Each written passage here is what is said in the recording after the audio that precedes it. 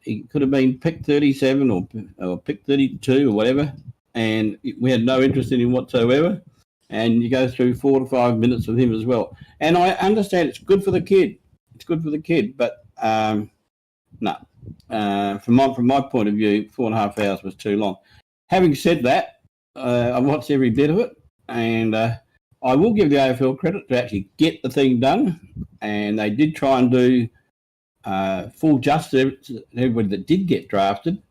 But apart from that, I would say that try and do full justice to everybody, but do it in a different way. Like you said, Nikki, maybe highlight the first round draftees, and after that, well, then do a summary of them at the end, but one by one, for those who are interested in watching it. Yeah, now we've got. Sorry to interrupt. We've now got some audio, I believe. I've got it going through YouTube and Twitch, and I believe the audio feed on Spreaker is now also working. So you're still lovely and crackly. Lovely and crackly, am I?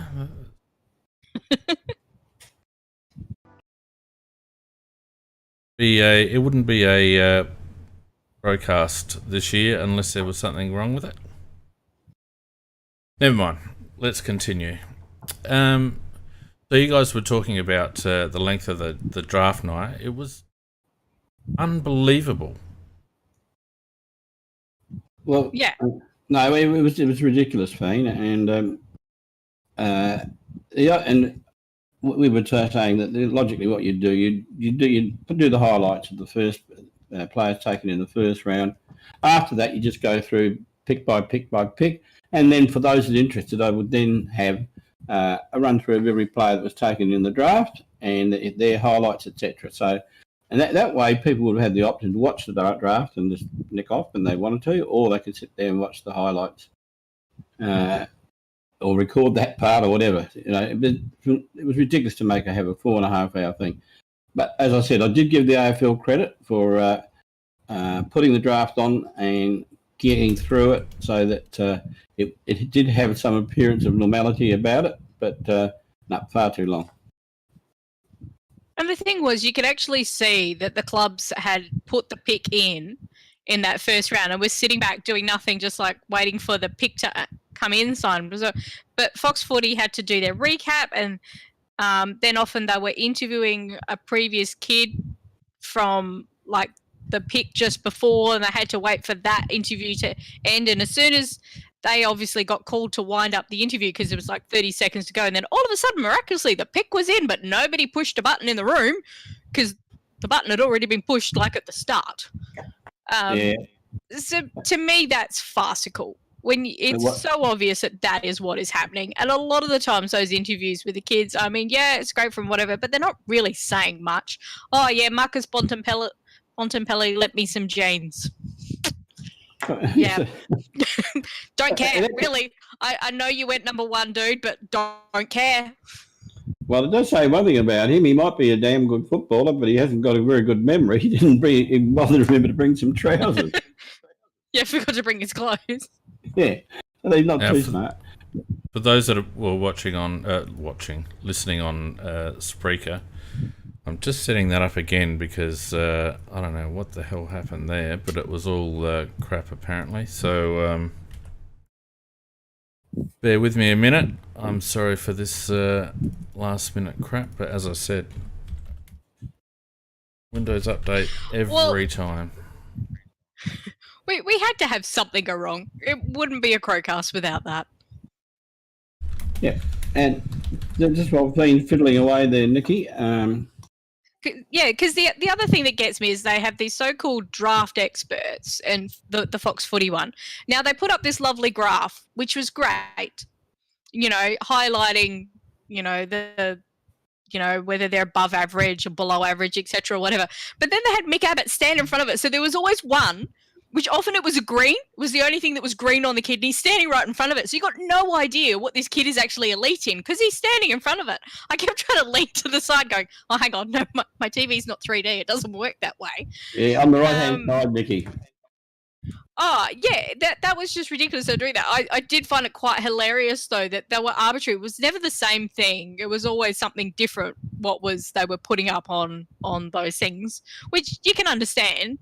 Different positions have different kind of stats, etc., that you want them to be elite in more than others. But I was very amused that a lot of the the number one kids, not many of them had elite. A lot of them are actually quite below average or average. So why are they going in the first round? Or you're putting the wrong ones up?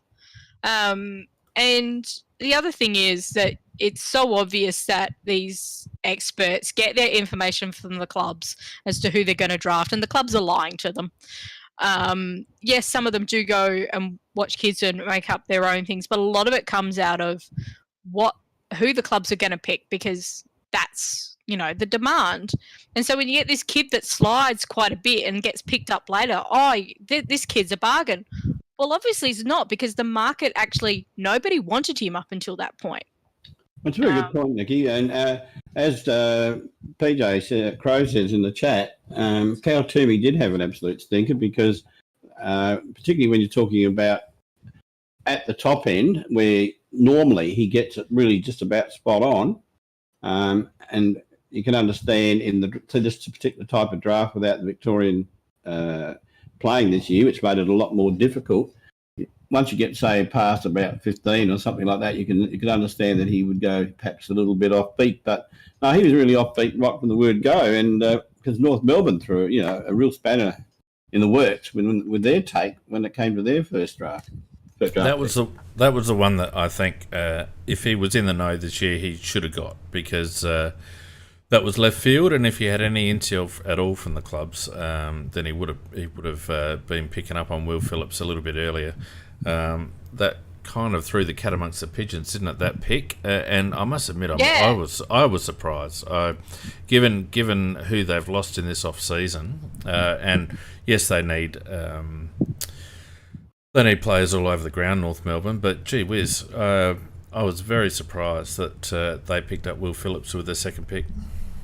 Absolutely staggered. I think the first part was predictable. That we were always going to have a stab and make the Bulldogs use their picks, and we found out later from the little bit of video that they put up of one of their strategic meetings that was done to make sure that they drained the Bulldogs of their pick, so they were left with pick 68, which would not be good enough to stop Adelaide from getting Rowe with their fifth pick. So I thought that was very, very clever. And just on that, did either of you read the article by Riley Beveridge that the AFL put up, where he talked about bidding on picks and bidding on academies, etc., players? And he had a go at us that we've bidded on a number of these players and we haven't got them, so we're obviously not good at it. What? What was that for? I don't know what you said. Riley Beveridge, he wrote an article about clubs, and he rated all the clubs on bidding on academy players and father-sons, etc. And he had a go at us going, oh, look, Adelaide's bid, they're very happy to bid, but they're not very good at it because they haven't managed to pick one up. And the last one he used was what happened this week. And yet the video was already out. The information, there had already been an article written about it as to why we did it. And he didn't cover off in that we bid on players sometimes. Yes, we're happy to take them, but we also do it strategically. And I think one thing we have to give Hamish credit for is he actually knows better than most of these journalists who every other club is going to pick. And that's something I've thought about over a number of years, that's what he's done very well, is that he knows exactly where players are going to fall, who needs what, and who's likely to get them. So he can position us to get the players we need, and sometimes strategically bid on these kids that we're happy to have if we can get them. But if we know that they're going to take match and they're going to lose picks later, that gives us a chance to another kid that we want, I think is very clever. Look, I think that's true, and like Macca and I were talking last week, and I made the comment that I felt like a lot of these young South Aussie lads would go early because they had exposed form, and that proved to be correct, didn't it, Mac? Yep. We saw a good smattering of South Aussies go, and I wasn't 100% surprised to see Adelaide go essentially all South Australian apart from Sam Berry. Let's just go. Now that I've kind of sorted myself out, I think let's just go through our picks. With the number one pick, obviously we went with Jamara Ugelhagen. That was always going to be a Western Bulldogs player, but as Hamish pointed out, it was instrumental. Taking Western Bulldogs picks was instrumental in us being able to grab. I think Jimmy Rowe down the track. So had we not taken that or bid on that player, we may not have ended up with Jimmy Rowe. So I've just put some highlights of Riley while we're talking there. But look, I guess we were split 50-50, weren't we, on Riley when we first started talking about all this? And I've been a big G for Logan McDonald, but I'm certainly not disappointed that we've got Riley on deck. Well, I must admit, I was, and at our last time on air, I think we were both McDonald fans. I was starting to weaken during the week. I was talking to my grandson, who's actually played against him, and said that he is a bloody beast, absolute beast. He said he's just not only is he tall, but and a good mark, but he said he's good at ground level as anybody else. And he said he doesn't mind the rough stuff. He said he's got a beautiful kick either side of it. And he said he's like a small man in a big man's body. And I thought, God. So I started to weaken very strongly. When the club... Sorry, Matt, go on. I was going to say, when the club announced Riley Thilthorpe, some ways I was perhaps relieved because McDonald, he's got mighty raps on him, and he may prove to be the best thing since sliced bread. But Riley Thilthorpe, I've got no doubt is going to be very, very good for the Adelaide Football Club.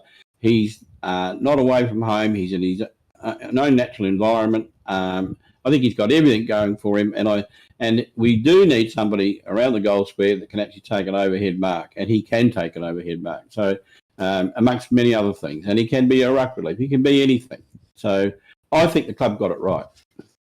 Very interesting in that video the club released, where they said it was 4 days out from the draft, 4 days out from their decision or whatever, that they got the medical back. And when they got the medical reports back, Chilthorpe went 1. So obviously there's something in McDonald's medical report the club wasn't happy with. No. The medical report was on Thilthorpe's groins, Nick. That's what they were checking. Yeah, because it made me wonder, is that why he kind of slid to 4? No, I think we don't know. I think the only knock on McDonald is possibly that he's a little bit light for his size. So he's going to struggle, I think, in his first year just with his strength. And look, it's not like he is a standout forward, Logan McDonald. But he is a lead-up forward. He is a roaming forward. He'll get most of his possessions through up and back. And I don't want to downplay him because I think he's going to be a gun. But when you look at Thilthorpe's highlights that I'm just playing now, and unfortunately a lot of the early ones were of him rucking, and it's quite obvious that he's going to be a forward for Adelaide. He's not going to ruck much. Maybe chop out, but I don't think he's going to ruck much. But he's got speed, he's got agility, he's got fantastic ball skills. We're not talking about a Riley O'Brien here. He's got good goal sense. Oh, yeah. And he's hard to bloody match up on. 201 centimetres. Could we have our own version of Max King on our hands here? Yep, I believe we have. I genuinely believe we have. It's the way he can kick on his left and right foot. It's fluid on both sides. Yeah, he is a midfielder in a 200 centimetre body. Yeah, and credit to Peter J. He's called Riley a long way out, and he's probably seen a bit more of Riley being a Westies fan. But the bits that I've seen just before and just after the draft, along with the work that I've seen him do during the year, he's going to be a difficult matchup for opposition, and it's going to be very interesting to see how we structure up forward, because we've got Darcy, we've got Elliott there, a bit of Tex, a bit of Shane McAdam.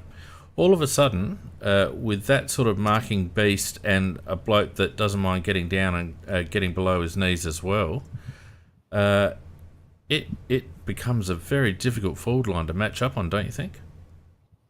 I think so. And I think the one thing we can say about the draft, our weaknesses were in forwards and mids. And if you look at who we drafted, we basically drafted 3 forwards, 2 mids. Yeah, well, we're talking about Thilthorpe right now, Macca.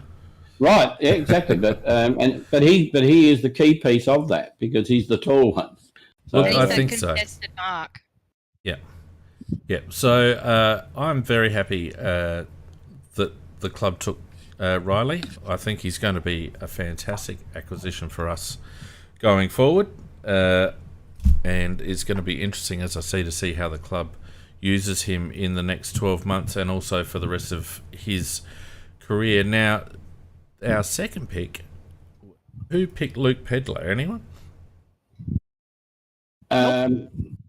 Well, yes, I did. I didn't off my own bat, but I did after we saw something, and you probably saw the same thing. So. Sorry, I'll just turn that sound off. Sorry, Matt, go on. Well, I said, no, I would not have picked him myself, but I knew we were going to take him after I saw something, and I think you might have seen the same thing.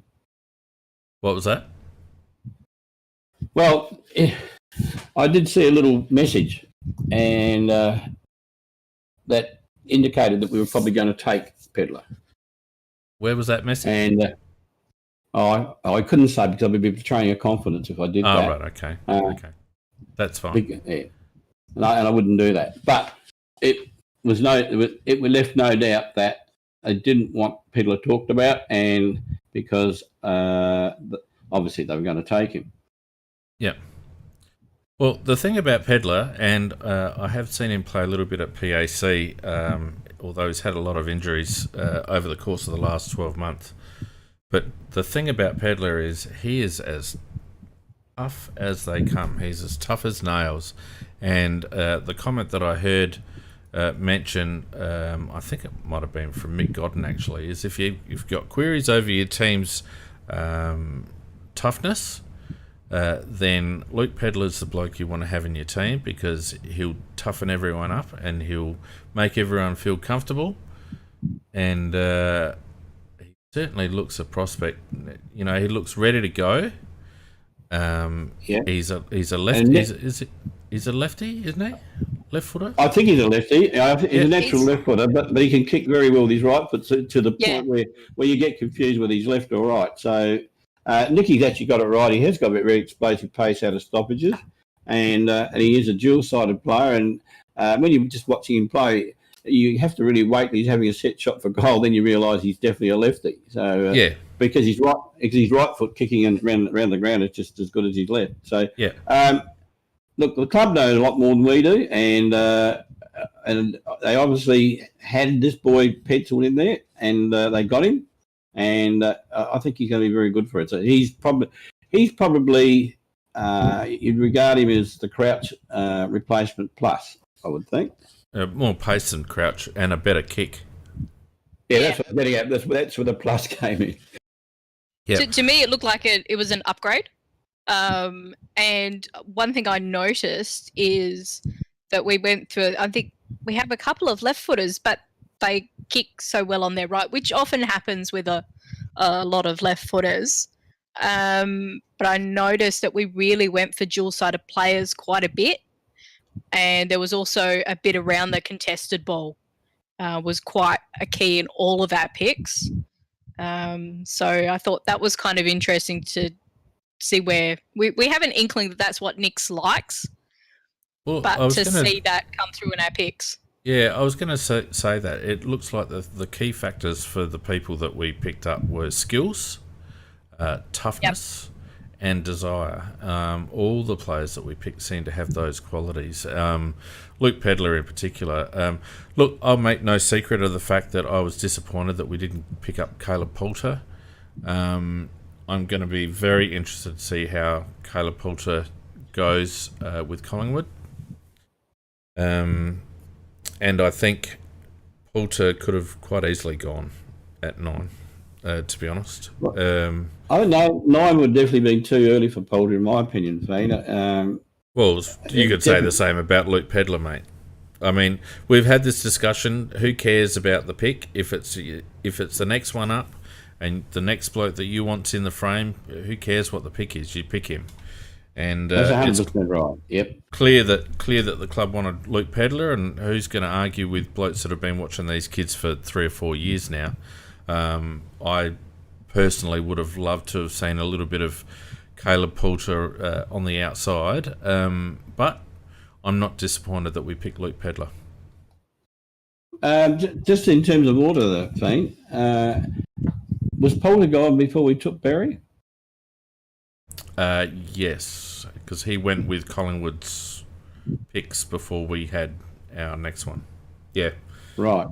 Yeah, Poulter was gone by the next... sorry. No, Poulter wasn't gone before Berry. No, that was Poulter my wasn't point. gone before Berry. I thought he was still available.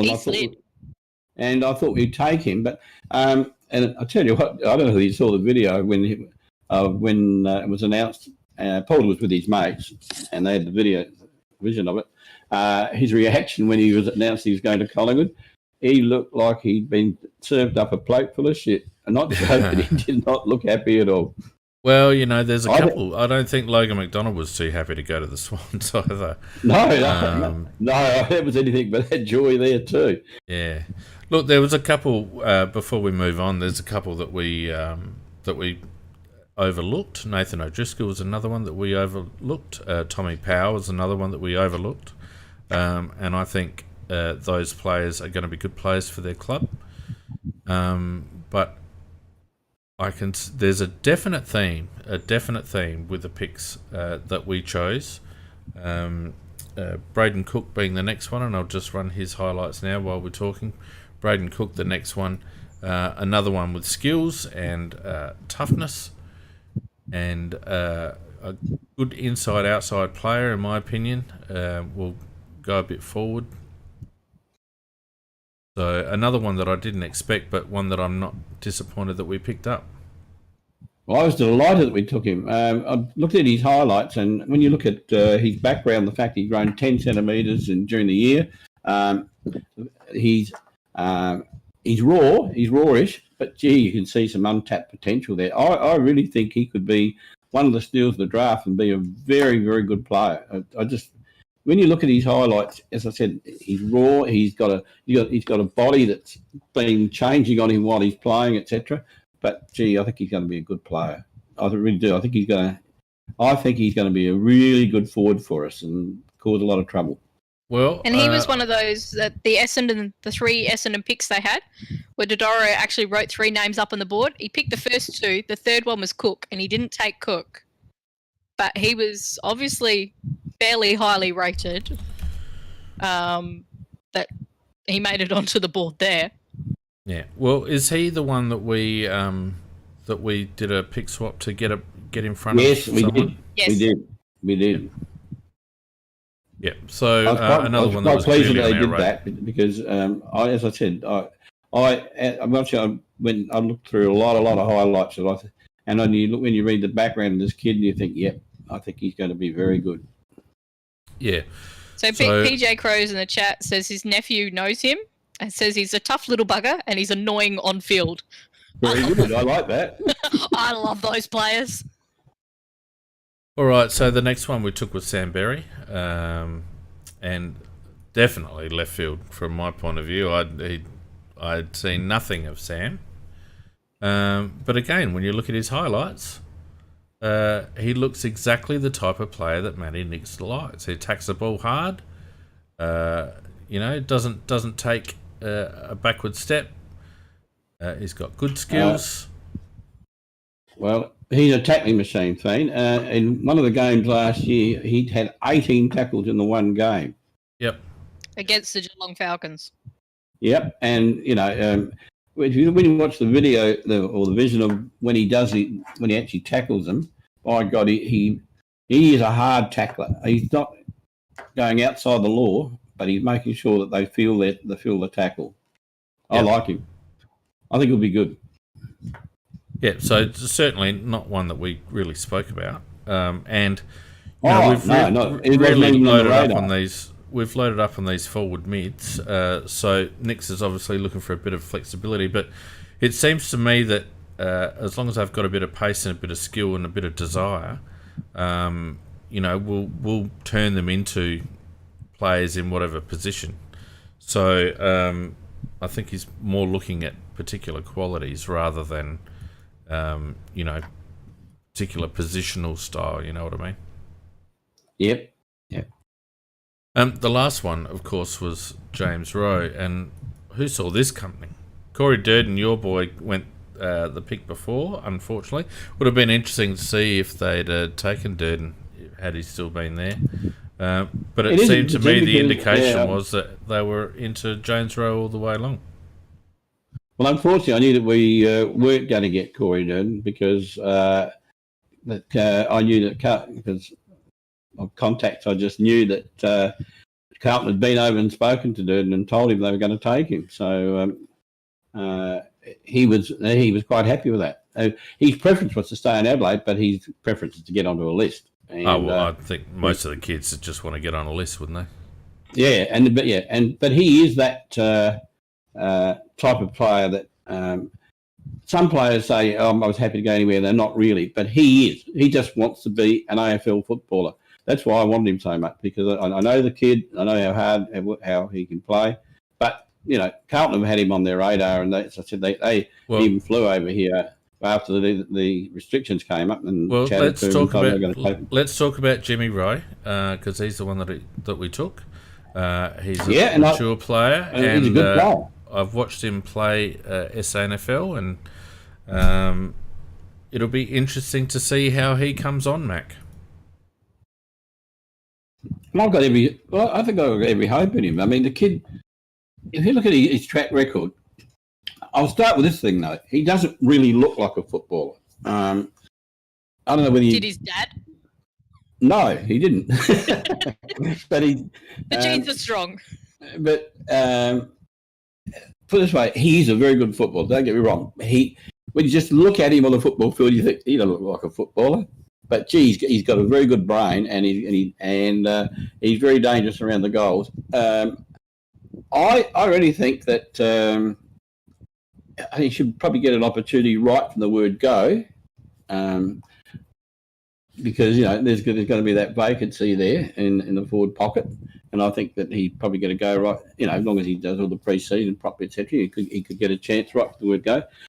And he might make it very hard for Stengel to get back in, and I hope he does, because that means he's going very, very well. Because when you watch him, he kicked 47 goals in the snaffle last year, and he kicked 5 in the final, and he is very, very talented. I won't say he's got blistering pace, but he's just got the ability to be in the right place. He reads the ball very well. So, I really want him to go very well. Yeah, does it say that we're a bit wary about Stengel? My point is that Stengel, only because of Stengel's off-field behaviour, and that he's suspended for the first 4 games of the year. So that's going to open up that opportunity, I believe, for Rowe to have a crack in that forward pocket. And but the point I'm making is, if a guy takes that position and say he kicks 2 or 3 a game, well, you can't really take him out of there, can you? Well, no, but as we know, modern footy, there's more to it than just getting the agate and kicking a goal. There's a defensive action, and Tyson Stengel, I think, has shown that he's got a bit of defensive action, and he's also got the ability to pinch hit in the middle. I think James Rowe is a little bit one-dimensional and maybe a little bit slow for AFL football. He's going to have to work very hard on his versatility and his fitness, in my view. There's no doubt in my mind that he's a good natural footballer. He knows where the goals are. He's got good strength for his size. But I have a fear that he might get exposed at AFL level defensively.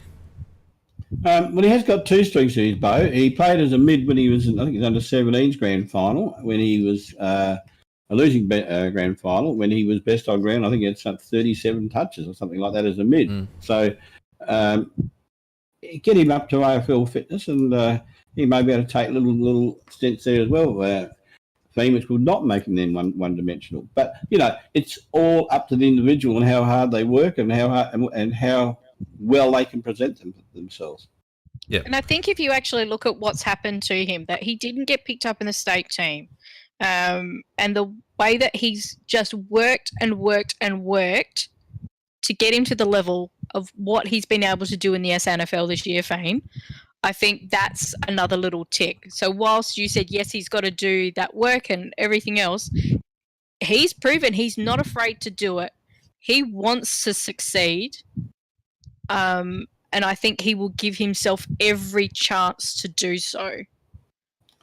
Well, the interesting thing is, too, that I noticed that his mullet and all the rest of his hair had gone. He got himself respectably looking in case he just happened to get drafted.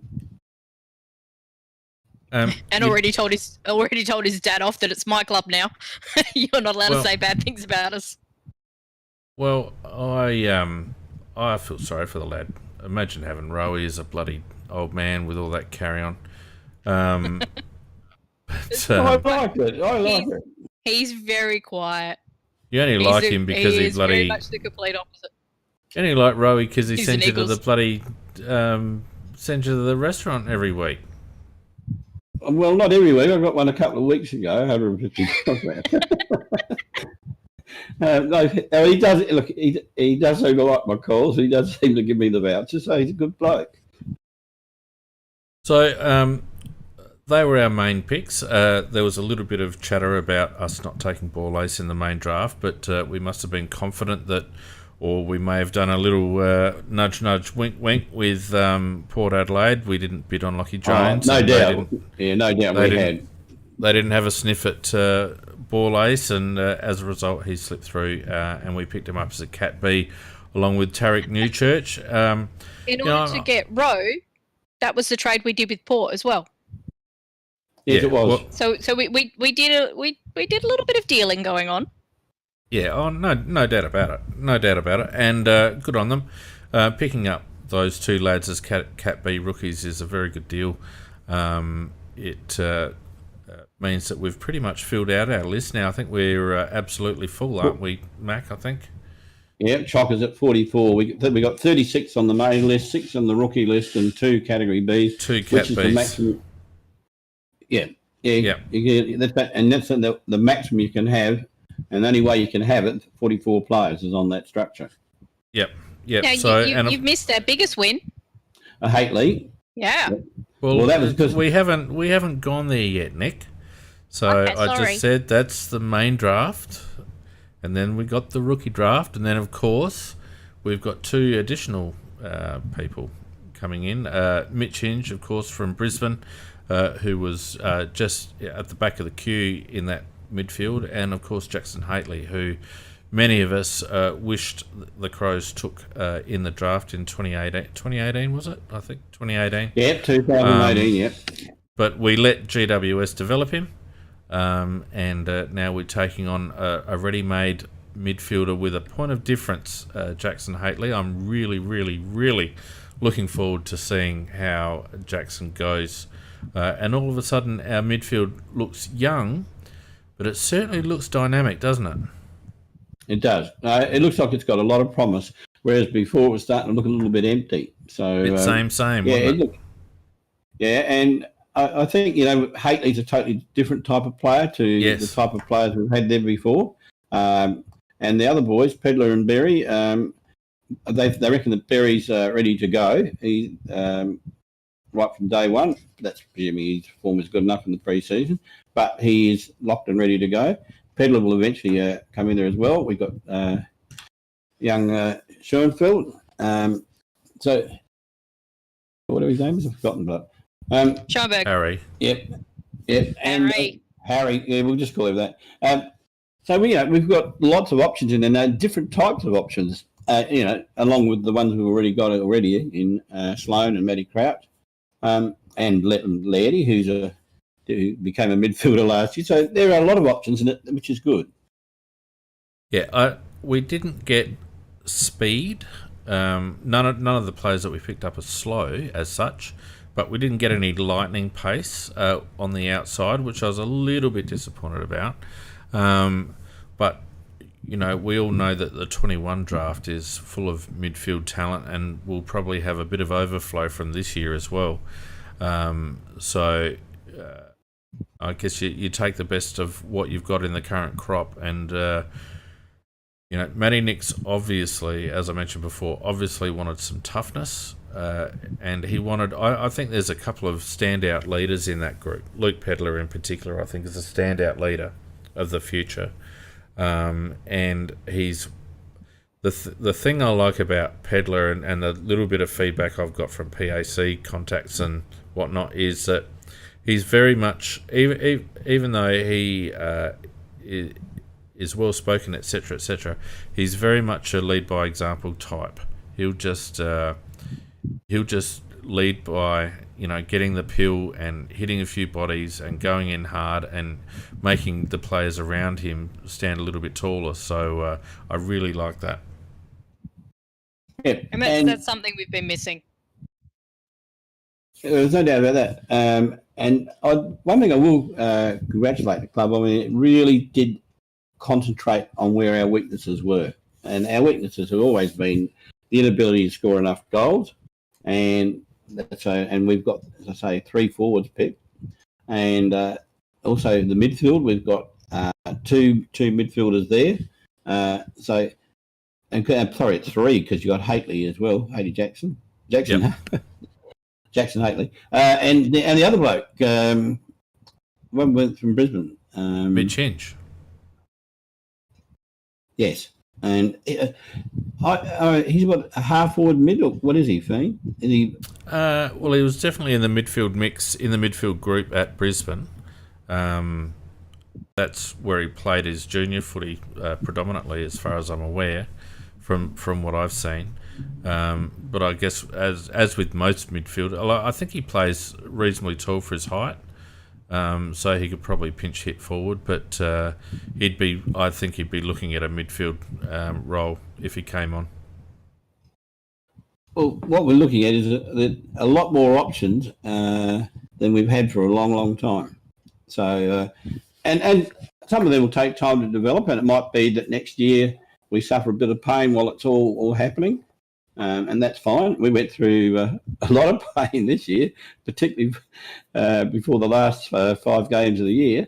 But if you can see that you're going forward, it doesn't become pain. Then it's just a matter of looking and watching and measuring how much we're going forward. And I really think that the club is definitely doing the right thing with this rebuild, and within the next couple of years, it'll be a very good football club again on the field. Well, the thing I like the most, Macca, is, and I think most of the premiership teams over the last decade or even 15 years have been the same, is that the successful teams have been those that have been able to inject a lot of players in a very short space of time. And they come on together collectively as a group. And I think in previous years, we've taken 1 or 2 players, and some have been good and some haven't. We scored with Tom Diday, but we missed out with the Gooch and a couple of others. So, but now we seem to have a group of players that complement the players that we took last year, and will complement the players that we take next year. So we're talking about 2 or 3 drafts where the majority of our next premiership tilt will be. And you look at the Western Bulldogs, you look at Richmond, you look at Hawthorn, you look at Geelong. Those players have been together at those clubs for a long, long time. and it builds camaraderie, it builds understanding, it builds a team ethos, and that's what I really like, the fact that we've been able to inject, half a dozen players, quality players into this team that are all going to come in at the same time and who are all going to make the club their own. And we've got Tex and Sloan and Matty Crouch and Daniel Talia and one or two other old stagers, but I'm really hoping that blokes like Harry Schoenfeld and Luke Pedler and these blokes, Darcy Fogarty, take the club by the scruff of the neck and make it their club and make the success a product of their work over the next 2 to 3 years. Yeah, can't disagree with any of that. And I think you're quite right that the clubs that have gone forward quickly are ones where they've had a lot of players come in at the one time and those players have all made it. Yep. And therefore you get, as you say, that's when you get the bonding and the camaraderie and doing it together collectively for each other. So that's right. And Nick's is very, very big on that, and that's his type of culture. And some of the ones we bought in previously will just mix in very nicely with it. The Scholes, the Hamills, and players like that they just will integrate in with these lads. And gradually there'll be a phasing out of the old brigade. And I think, this will be Texas last year, you would think, one coming up. And so, you're quite right. I just think the future's bright. I think the lads we've taken I think all of them will probably make it. And that's always hope, because you say that because we haven't seen them play a game yet, but at AFL level. But I think in the long run they'll all make it. And just on that point you were raising before, Phoenix, about how we're at capacity on the list, that's because we've picked up Gibbs again for administrative reasons to do with his contract, and he's going to drop off. And apparently we have a player in the SSP that we are very much targeting and has permission for them to come and train with us. But Ogilvy didn't want to say a name or anything else because he doesn't want another club to nab that particular player. Yeah, the interesting thing about that, Nick, is I've heard two stories on it. One is that there are two players that he's looking at, and he wants both of them to play train with the club. So, and maybe one of those will fill up the Gibbs position. And then I read a later one that said he was very interested in one player. So, different reporters, different stories. Which one's correct? Ogilvy himself talked about one player. Did he? Yep. He just mentioned one, and they pressured him the name, and he just went, no, not going to tell you, because I don't want other clubs to get wind of it. But he used the singular. Okay, just talking about the number one, I reckon Gibbs would be the first player ever to be taken at number one in the main draft and at number one in a rookie draft. Yeah, quite possibly. It's just, I don't think it would have ever happened anywhere to anybody else. So there's just something for those who are watching YouTube and Twitch at the moment. We've been talking a lot about young Darcy Fogarty. Reports surfacing over the last week or so that he has been questioning himself over the last 12 to 18 months, perhaps struggling a little bit mentally in terms of depression, etc., trying to find the desire to play. And I don't think we're not speaking out of turn here. I think that's been reported publicly. And you could say that that's reflective of the inconsistency that Darcy's put on the field over the last 12 to 18 months. But I want to just put up this picture of Mr. Fogarty, which came up recently, and it seems to me that Mr. Fogarty might have just decided, well, you know what, I'm going to try and make a go of this. And you were talking about Darcy being overweight, Mac. Well, he's certainly not bloody overweight at the moment. No, I saw that photo, and Well, never had a body like that myself. I mean, he looked in very good shape. Yeah, I thought he was certainly very strong looking, and I thought he was still a bit thick-waisted, or maybe that's just the way he is. But solid build. Yeah, but I would really like to see him get himself as fit as possible, because I think there is a very good player underneath there that we haven't really seen yet. Payne, what are you saying that about the depression? Is that fact, is it? I believe so. Well, it certainly would sort of it fits with his seemingly attitude sometimes on the ground. So, the player that's heart's not totally in it.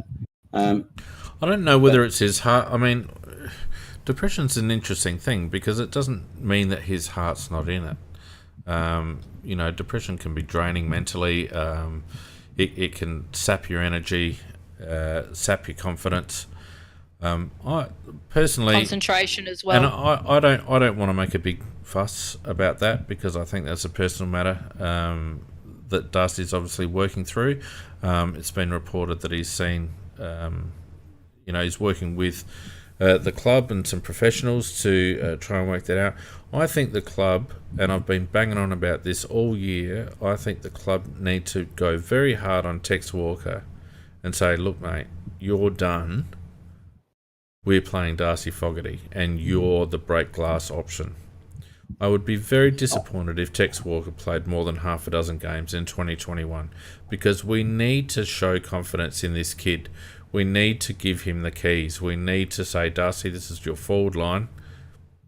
Do your stuff. And having Tex there, they are like for like, and having Tex there, I'm not surprised that Darcy doesn't know what he's supposed to be doing in that forward line. It was a terrible structure with those two playing in it. And I just hope the club follow through on this rebuild and say to Tex, look, mate, you've done well, but your time's gone and you'll be the emergency. Well, I'm in the same camp as you. Walker hasn't played particularly well for some time now. For 2.5 years. Well. Yeah, well, I was going to say a couple, and but just being kind. And in that time, I believe if Fogarty had been playing centre forward all that time, by now he would have developed into a good player. But you're quite right; he's been a bits player, just stuck away in a pocket, or not always being selected. His development has been horrible, and Tex Walker really is the problem. You're quite right. I was hoping that Tex would retire at the end of last year for his own sake as well as the club's, because although once he does get the ball in the hands, he's good with it. He just doesn't get very much of it, and also at the same time he's stopping the development. Whereas Walker, unfortunately for him, is part of the past. So I just hope that what you're suggesting is done, Fiend, and that would work well for Fogarty, not so good for Walker, but I think it would be the best thing for the club. Look, I think in terms of the senior guys, they have to be aware, and the club needs to make them aware that they've had their opportunity. They're still playing AFL football and they'll get picked on merit, etc. But in terms of their group, they've had their opportunity. Their opportunity was 2017, 2018, and look, that group had some terrible misfortune, Dean Bailey, Phil Walsh, the whole camp fiasco, all of that. I mean, you probably wouldn't find too many groups of sports people that have gone through as much turmoil as that group, and they have my utmost sympathy. But by the same token, every group has its day, and that group, which has been largely disbanded now, with recruiting and delistings and trades and whatnot, that group had its opportunity. Now, it's incumbent on the seniors to hand over the club, to hand over the keys, play supporting roles, play mentoring roles, and make sure that when they do leave the club, when their contracts are up, that they leave the club in as good or a better place than when they found it.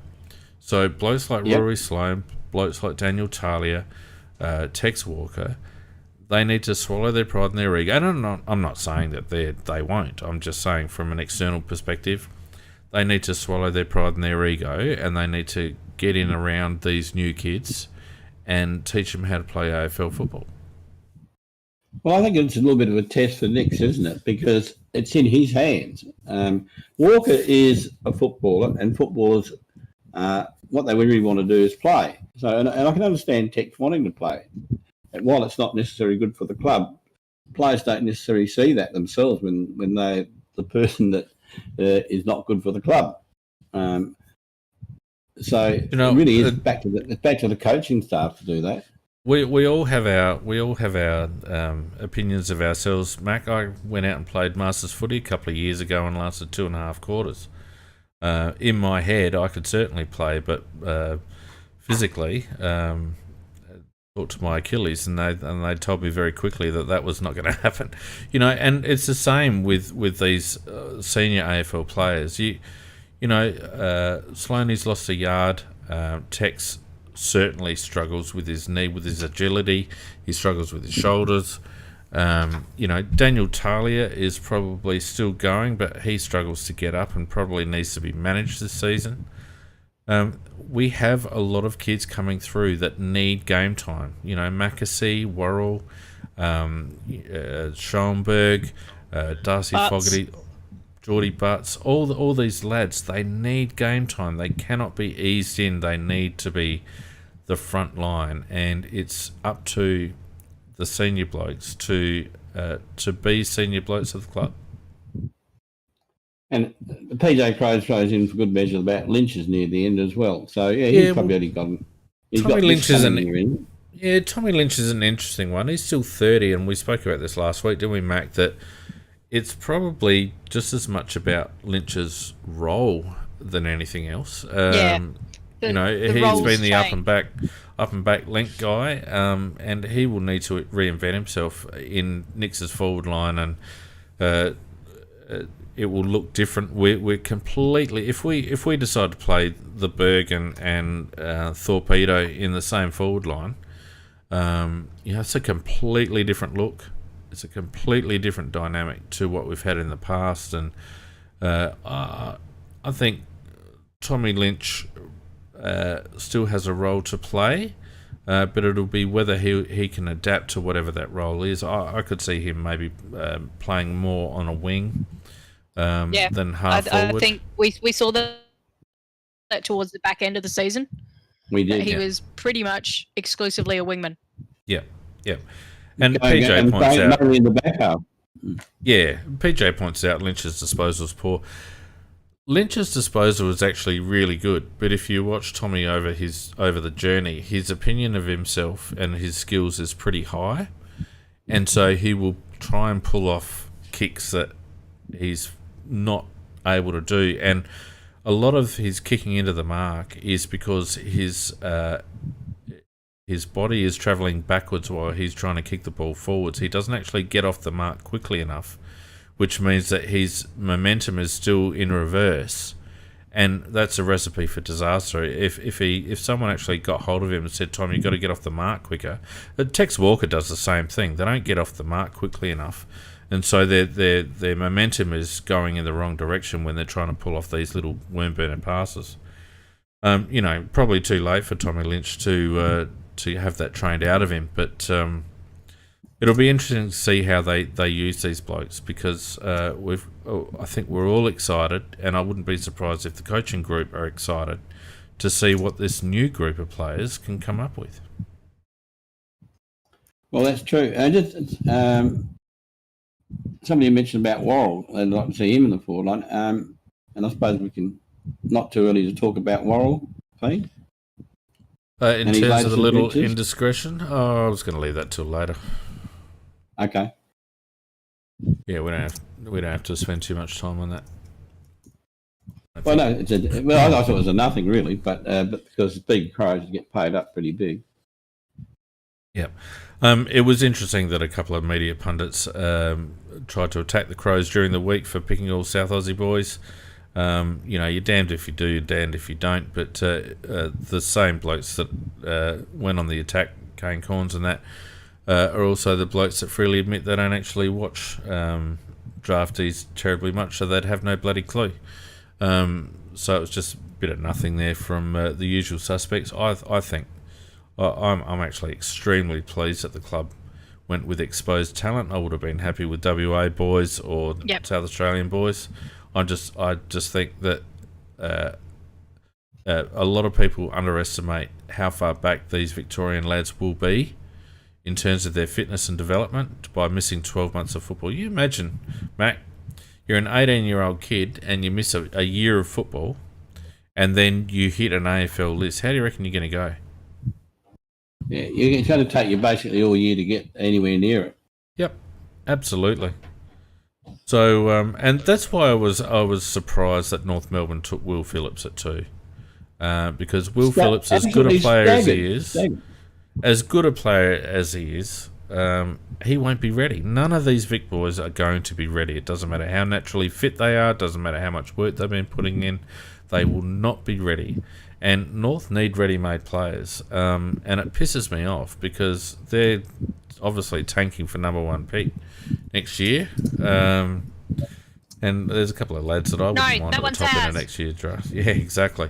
So, I think a lot of people underestimate how far behind the 8 ball these Vic lads are going to be. And I was very happy that the Crows went with largely exposed talent.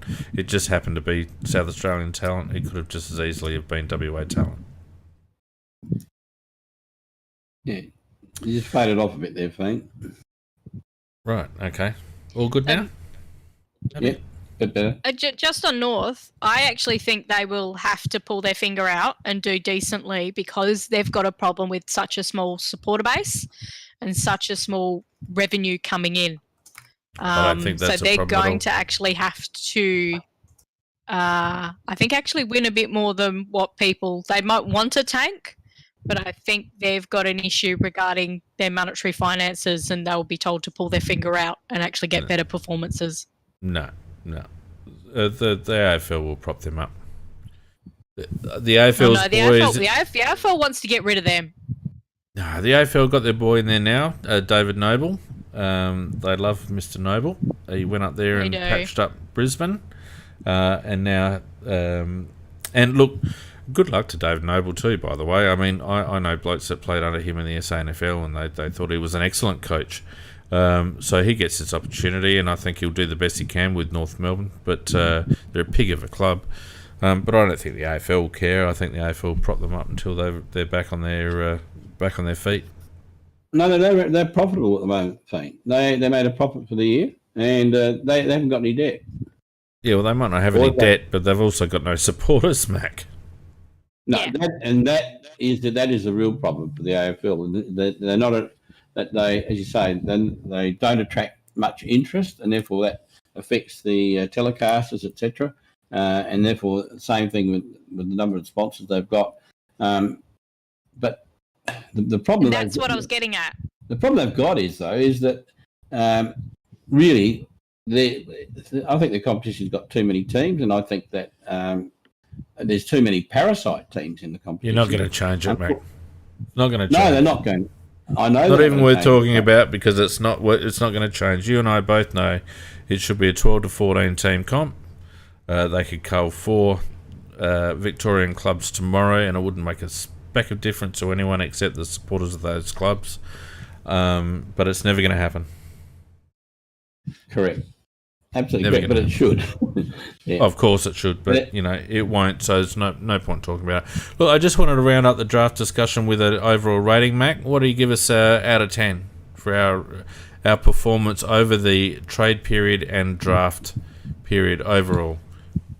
Probably about an 8, and in the trade period, I think that, and we were marked down there for what we got for Crouch, but Crouch also helped that happen. So I think once he had his alcohol situation, and that's it, that really knocked dollars off his value. I think otherwise we would have been a pick 2 to us without any doubt. He would have got the bigger money.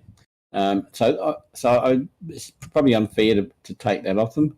But the actual draft itself, in the end, I'm quite happy they took Tilthorpe. I think Pedler's a very good pick. I think that I'm over the moon about Cook. I think, probably I'll give him 8 out of 10. I think the only ones that we know nothing about Berry, but I think he'll be hard up, and I think he'll probably go very well. And Rowe, of course, is a little bit speculative because he's got a transition at age 21 from Sandfield AFL, and if he does, it'll rate their rating a little bit higher. One of the reasons I do rate the whole thing pretty well for them is getting Jackson Haitley for Knicks. They did exactly what I wanted them to do, in the sense that you sort of dither till it gets to the last minute. You haven't got time to finish it, and then you get him for nothing. So I know people might think I'm a bit bullish, but I think that is a great get. Hinge can't be too bad, in the sense of if Brisbane were prepared to offer him a contract and he was the emergency for all the finals, so he should probably be good AFL standard for us. So I think, and that was another freebie. So overall, I'm going to give him an 8. So quite happy. That was a very long answer, but a detailed one. Nick, what do you reckon? Never do anything but. I was going to go with the 8 as well, even before he said it. And not any higher, because purely and simply the one thing I think we really needed to do was to try and get some more picks into next year's draft as well. And we didn't quite do enough there. Apparently Hamish had a bit of a go on draft night, but it didn't always going to be tough. work. Always going to be tough. But I still think, looking at those kids, looking at our list, I would have preferred a little bit more outside pace, but there wasn't a lot of that too much on offer, although, as we know, Poulter was possibly one who could do that. So I think there's going to be a lot of Crows fans very interested to compare his career later on with the other kids we picked up. But I really like the balance of what they picked up and the kids, and you could really see that clear messaging on where Nix wants the team to go, and I think that's what you need to do in a draft with the rebuild. So for me, it's an 8 out of 10. Yeah, and you, Dean? Well, I'll probably take half a mark off from that for the Brad Crouch fiasco. I don't think we handled that very well, and yes, I know Brad contributed to that. I know that he was part of the problem. I just feel like overall the club could have handled that a little bit better. And let's not forget, we didn't get banned 2, we got banned 3 for Brad Crouch. No, it was banned 2, Finn. Definitely was banned 2. I can assure you that's banned. It was banned 2. 100% wasn't. It was banned 3. Anyway, it doesn't matter. We got less than what it's the same pick anyhow. Well, but what it means is, Macca, that we were actually 2 off what we expected to be. 2 bands off what we expected to be. And if that was the case, expectations needed to be managed. I think Brad's whole contract situation over the last 2 years could have been managed better. I think there's been opportunities, but I mean, we don't know. So I'm taking half a mark off for that, pardon me. I'm happy with the outcome of the draft. I think the draft went really well for us. All the players that we picked up fit a mould, and they all look good and keen and ready to go. So I can't fault the way the club handled the draft period. Like you, Nick, I would have loved to have seen us get a little bit more into 2021, but that was probably a bridge too far, given everyone else wanted to be in 2021 as well. Correct.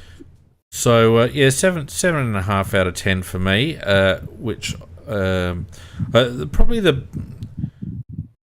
best thing that I felt out of the whole draft period is that we had a plan.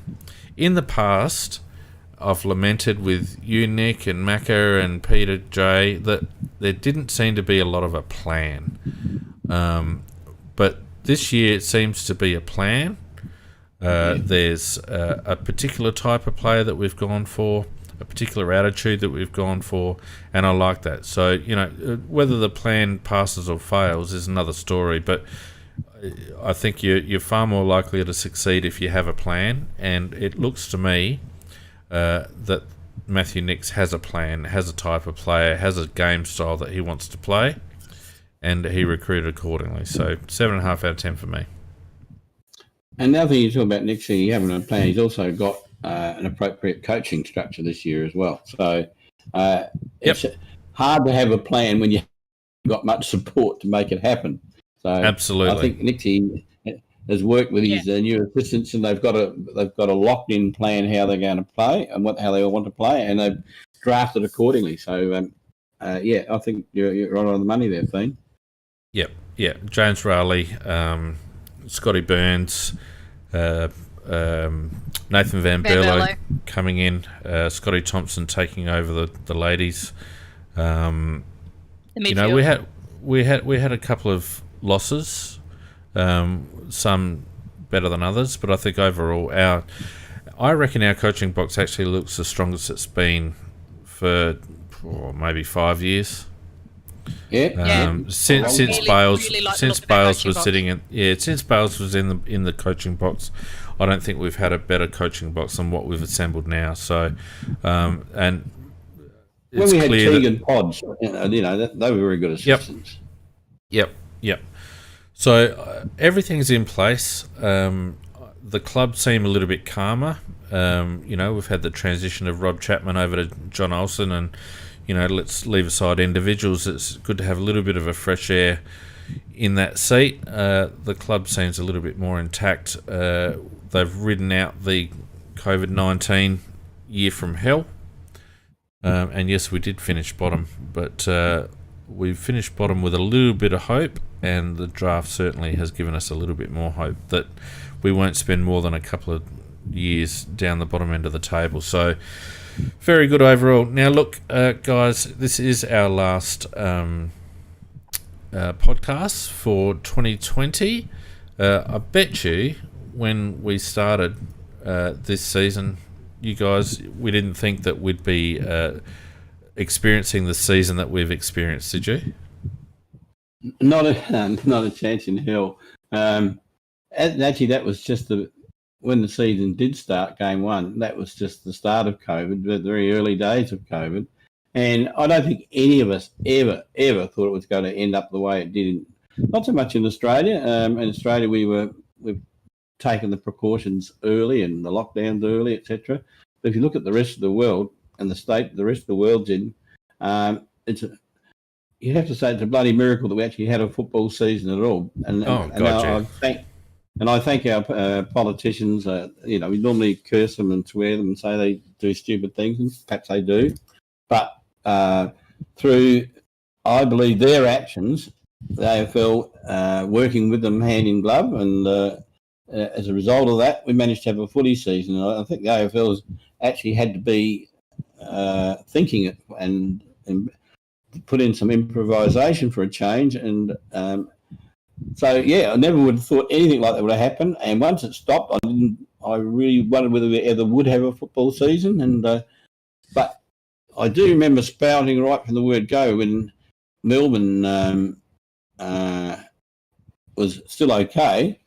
Not okay, when it started to get contagious, that they're going to have to move those players out, the teams out to get into a hub, and I think I was just slightly ahead of my time in that sense, but obviously other people would have thought it too, and the AFL finally got to it. And if they hadn't have done that, there would have been no footy season. So, again, a long answer to you, Fiend, but the point is, no, I at one stage I'd abandoned any idea of playing.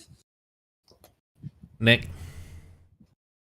Yeah, it's been a tough year, but I think one of the best things is the way that the year has finished off. I've really enjoyed seeing Nicks as a coach, and we've started to get a feel for him in the back half of the year as to what he's going to bring and what he does, and most importantly, the fact that he will actually change up our game plan to match who we're playing against. It's like, oh my God, a tactical coach. What is this? And the fact that he's really embraced a lot of the younger kids and we've seen them play. So I'm feeling very positive towards next year. I'm going to treat it as like I did this year, which was go along as if I'm going to watch the SNFL, which is I don't expect to win. I just want to see the way the kids are playing, the way the structure is, the way we're being coached, and seeing some development happening and seeing what the promise is there. And I think that's what we're feeling at the moment. It's been a year from hell for everybody. It's still not over. We may still have some issues next year, but as long as everybody keeps doing the right thing, keep you 1.5 meters away from me, please, people, and things like that. But yeah, there's a promise, and we'll see. We'll see what happens. Well said, Nick. Yeah, no, I think that's you're right, Nick. Very well said. For those watching us on YouTube and Twitch at the moment, you'll notice that I've just thrown up our patrons. I'm particularly grateful for everybody that has contributed to the CrowCast over the course of the journey, and the names that I've put up there at the moment are the people that have dug into their wallets and just given us a few dollars here and there, some amazingly more than what I would have expected. And there's a couple there, and I won't embarrass them, but they know who they are. Their support is amazing. Tim on Hardware Unboxed, his support has been amazing. All our other sponsors, Ryan from Smith Partners Real Estate, the Strawberry Farm down there at Mount Compass, everyone that has kicked in some coin, everyone that has jumped on Discord over the journey. I can't thank you enough. Without you guys, we don't have a podcast.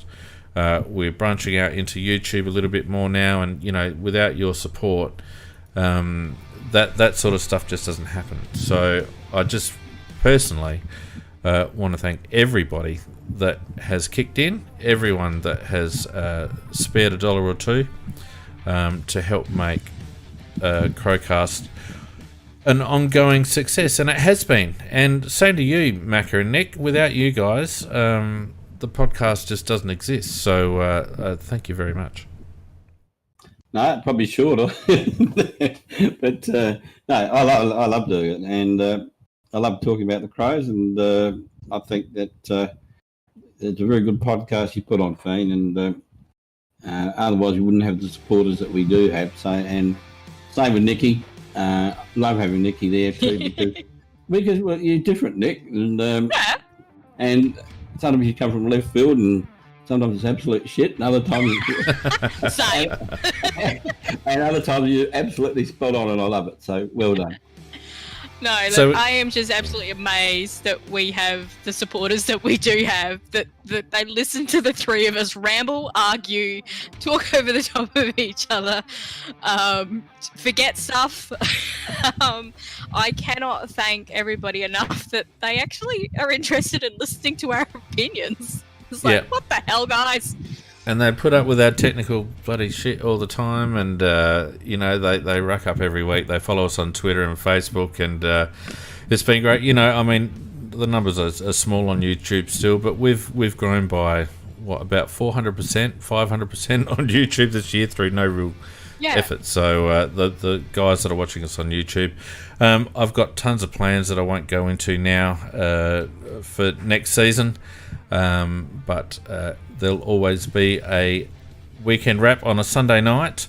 Of course, we did say goodbye to Tuesday Night Live during the year as well, so we need to give a shout out to Donkey, who's been very busy this year, and also, of course, Peter J, who took a bit of a breather after Tuesday Night Live wound up as well. So lots of exciting stuff coming up for season 2021, both on the field, off the field, and with the CrowCast. So with all that said, I think it's time to wrap it up. Wish everybody listening to us either live or in the coming days a very happy and safe Christmas and New Year period.